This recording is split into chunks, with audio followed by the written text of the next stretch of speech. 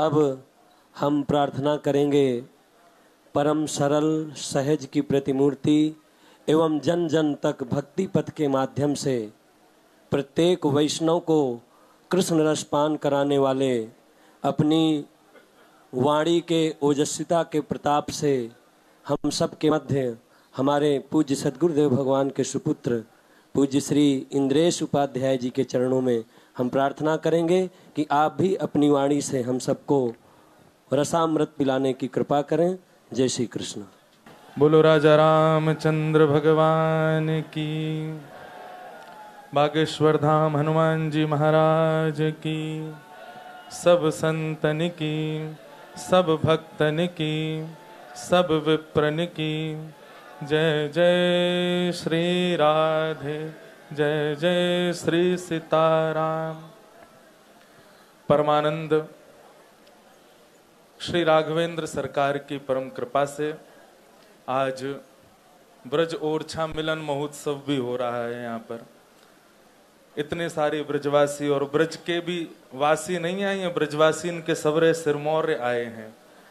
सब ब्रजवासी को बारंबार प्रणाम।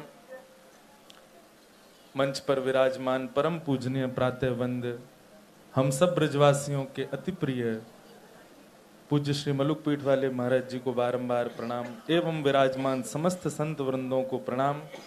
और हम सब वैष्णवों के, ब्रजवासियों के, भारत वर्ष के युवाओं के प्रेरणा स्रोत हमारे अग्रज भ्राता बागेश्वर धाम सरकार पूज्य श्री धीरेन्द्र कृष्ण शास्त्री महाराज जी को भी बारंबार प्रणाम। बहुत अधिक समय नहीं लेना है कहने में, हमारे बड़े भैया मधुरकांत जी खूब बढ़िया बोले। महाराज जी यही ओरछा धाम से श्री हरिराम व्यास जी वृंदावन पहुंचे और हरिराम व्यास जी जो वृंदावन वास के लिए अथक प्रयास किए, कहाँ परिवार वालों ने उनका ब्रज छुड़वाने का प्रयास किया, राजा मधुकर शाह ने प्रयास किया।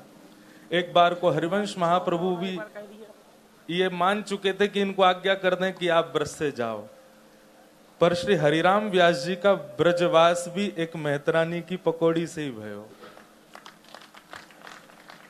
व्यास मिठाई उनको, उनके श्री हरिराम व्यास जी की वाणी थोड़ी कभी कभी ऐसी लगती थी कि किसी के हृदय में लग जाए, पर व्यास जी बोलते बहुत मीठा थे।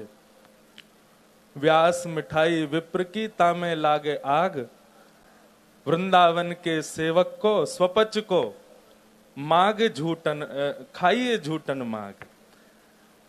वे भी हाँ हाँ जय हो। वृंदावन की स्वपच की झूठन खाइए व्यास। ऐसे श्री हरिराम व्यास जी को भी ब्रजवास एक मेहतरानी की पकौड़ी तई भयो। सबन को कथा पतो ही है। आज हमारे श्री बागेश्वर धाम वाले महाराज जी इतने जनमानस को इतनी लंबी यात्रा करवा करके यहाँ तक लेकर के आए हैं, जिसकी चिंता पूरे भारत को होनी चाहिए, एक अकेला 26-27 वर्ष का बालक कर रहा है। हमारी उम्र के महाराज जी कर रहे हैं। हम सब लोगों को ये बात समझनी है। कई लोगों के मन में ये प्रश्न उठ रहा है, कई बड़े लोग भी इस बात का खंडन भी कर रहे हैं कि ये कैसे हो जाएगा, पर यहाँ परंपराओं को मिटाने के लिए यात्रा नहीं है। जो हीन बुद्धि हम सबके चित्त में आ जाती है, उस हीन बुद्धि को मिटाने की भावना। महाराज जी स्वयं भी शिखा रखते हैं, स्वयं भी यज्ञोपवीत पहनते हैं, स्वयं भी संध्या वंदन करते हैं। ब्राह्मणोचित कर्म जितने होते हैं सब महाराज जी स्वयं भी करते हैं। कोई वर्ण व्यवस्था जो हमारी प्राचीन परंपरा है उसको मिटाने की बात नहीं कह रहे हैं, केवल उनके प्रति जो हीन भावना हमारे चित्त में आ रही है वो हीन भावना दूर करने के लिए इतनी बड़ी पद यात्रा है। कोई ऐसा नहीं है कि भाई वो जो हमारी परंपरा वैदिक सनातनी परंपरा है वही नष्ट, उसके लिए यात्रा नहीं कर रहे हैं। वे स्वयं शिखा रखते हैं, स्वयं यज्ञोपवीत पहनते हैं, स्वयं ब्राह्मणों को दंडवत प्रणाम करते हैं, स्वयं सारे वो कृत्य करते हैं जो परंपरा में होने चाहिए। ये भाव तो हमारे पूज्य महाराज जी विराज रहे हैं। श्री रामानंदाचार्य जी ने भी कभी हीन भावना नहीं रखी, नहीं तो वे भी दीक्षा क्यों देते, उन्होंने भी दीक्षा प्रदान की। महाराज जी यही चर्चा कर रहे थे अभी रास्ते में भी कि भैया हम कोई गलत तो नहीं कर रहे, महाराज जी जब भी कोई कर्म करेंगे, कुछ भी लीला करेंगे, कोई यात्रा करेंगे, कोई अनुष्ठान करेंगे, एक बार सबसे पूछते हैं कि हमसे कोई गलती तो नहीं हो रही ना, हम ठीक कर रहे हैं ना। अब भैया हम नहीं सोचें तो कौन सोचे? इसमें कोई गलती नहीं है, केवल हीन भावना हमारी बुद्धि से, हमारे मस्तिष्क से, हमारे विचारों से दूर हो, उसके लिए ये यात्रा है। परंपराओं को मिटाने की यात्रा नहीं है। हमारी परंपरा अत्यंत शुद्ध है। सनातन हिंदू पद यात्रा, एकता मिलन पद यात्रा है।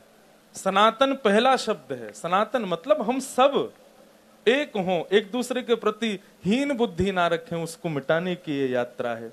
और आए भी ओरछा हैं, जिस ओरछा के राजगुरु श्री हरिराम व्यास जी को भी एक मेहतरानी जी ने ब्रजधाम दिलवाए हो।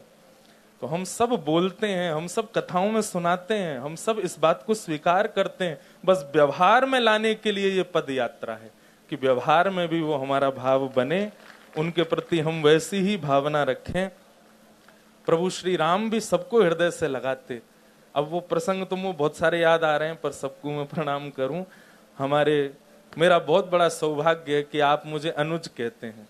आप हमें अपना छोटा भाई, 1 महीना बड़े हैं महाराज जी हमसे, और 1 महीना में पूरा रौ वैसो चला में जैसे 10 साल बड़े हों। सबरी बात कह देंगे, खूब बिल्कुल बड़े भाई जैसो अधिकार रखेंगे। महाराज जी ने आज मोहर भी लगा दी, दोनों उनको खूब ऐसो ही प्रेम बनो रहे। आपकी ये यात्रा अगली ब्रज में निश्चित हो, हम आज राम राजा सरकार से प्रार्थना करें, और सब ब्रजवासी और यहाँ बैठे सब वैष्णव मिलकर के खूब श्री राधा नाम ध्वनि के साथ में ये यात्रा करेंगे, ऐसी हमारी भावना।